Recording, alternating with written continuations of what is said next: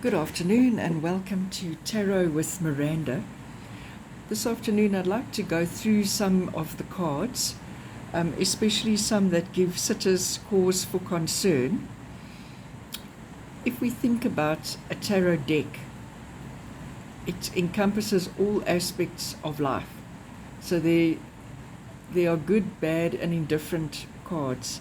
It depends obviously the position they fall in and the surrounding cards that influence how those would be read. But some of the cards that I want to look at, some of those that do give sitters the absolute creeps. But to start off with, let's have a look at the Wheel of Fortune. Okay, this is generally one of the more positive cards, but never forget that life is a series of cycles. So when you are up, you are going to come down. It is inevitable.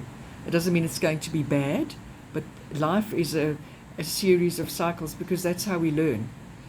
You will learn absolutely nothing if everything is just smooth flowing and you have your own way, and you would probably be quite bored to tears with that scenario, to be honest. Maybe people will disagree. The next one that causes great consternation is the Death card. Okay, it does not mean physical death, all right? What this means is death of an outmoded way of doing things, of an idea, something in your life that just is not really working and that needs to fall away and be replaced by something more positive. So that's what the Death card is. It does not mean physical death. Okay, it obviously depends how it's read. Many different tarot readers read differently, and the guide for seeing, is this reading, is this accurate, is how does it sit with you? Does it make sense? Is the person able to answer your questions in a way that makes sense to you? Are they able to tell you things that they couldn't have known about the situation? And most importantly is, how does it make you feel? How does anything in life make you feel?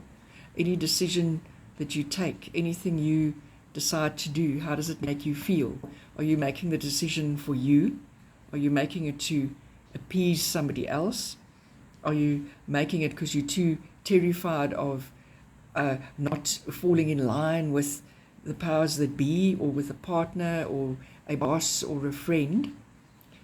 Only you can answer that question. So it's very important to remember that. Also, to keep your critical faculties alive is also super, super important. Okay, then we have one of my favorites. I'm being sarcastic, the Tower. All right, this is the one card which tells you there's going to be dramatic change in whatever endeavor, whatever the question is where it comes up. There will be dramatic change. I've personally experienced this now, where a form of employment fell away. And initially it was heartbreaking and it was shocking.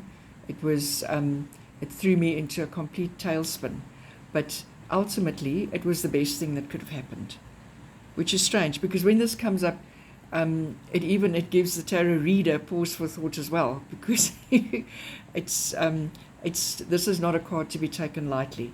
So there's massive change in the offing with this one, but not negative. You may say, yes, but geez, losing like employment, like how can that not be negative? But something else came into my life that I got going very quickly, and it's proving to be very viable. And I literally got going with that the next day. So that's what I'm saying. It's not always a case of extreme horror and let me just go and jump off a bridge. Not at all. Right, then this is another lovely one. Okay, when people see this, they pale. It's not a great card. It relates to betrayal. I've had this also come up with infidelity, with betrayal. It doesn't have to only be in a love relationship. I had this as well in my tower scenario. I also got this one because I felt betrayed. I felt let down. I felt the rug had been ripped right out from under me. I couldn't believe it. All right. But as I say, it was for the best. Right. Then another one that causes people to really rethink their choices when the devil comes up. Okay, please don't worry about that. The devil relates very much to the materialistic world and to how you are working with that in relation, obviously, to the question. It depends on the question that is asked. There can also be a choice involved here. This card is quite closely related to the Lovers, which I haven't picked out now because I want to go through the cards that obviously give people a bit of a shock. I've got my last awful one. Okay. The Nine of Swords. Okay, you can just see by the illustration, you are utterly bereft. You just don't know where to turn. And again, what you need to remember is if you have extreme anxiety and fear about a situation, these cards can come up. It doesn't mean that, oh, this is definitely going to happen and it's terrible and I'm going to lose my job or I'm going to lose my relationship. No. If you have that fear, so you need to, that's why there's also a lot of responsibility on the sitter as well. And that's why I ask the questions. Are you very anxious? Are you fearful? What is the issue? So I ask a lot of questions as well when I do a reading because I want to give you the best possible or the most accurate answer that I possibly can. Right. Okay, so let's move on to some more positive, a little bit more positive cards. All right. I've got, okay, this is a very nice card. All your pages are nice and positive. We'll just put that so you can see it a little bit better. There we go. Okay, so the Page of Pentacles can be the start. It's the seedling phase of a new project, starting off positively. It's viable, but obviously it needs to be nurtured. It needs attention and TLC for it to happen. So that's a nice positive one. Okay, another positive is your Ten of Pentacles.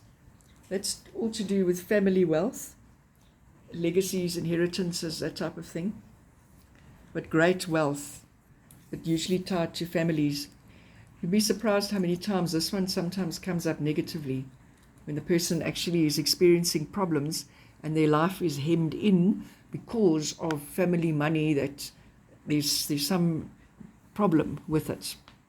So it may look fantastic and you go, oh, that's wonderful. But a lot of people have, it's surprising how that comes up sometimes. Okay, then the last one I want to discuss is this Four of Wands.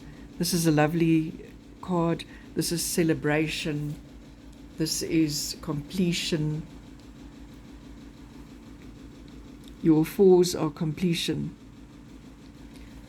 A completion of anything. Fours are generally quite nice. There can be your cups. The cups can have a slightly different meaning, obviously, because it's a different element and it relates more to emotion. But this is generally a very nice, positive card. Nice as an outcome card. Okay, so I hope that clarifies some of the cards that, because you see it when you turn the cards over and they see that, they literally stop breathing. And I'm like, please, let's get it in perspective. So that's the reason for this post today. All right, I hope you enjoyed that. Have a lovely day further. Thank you very much.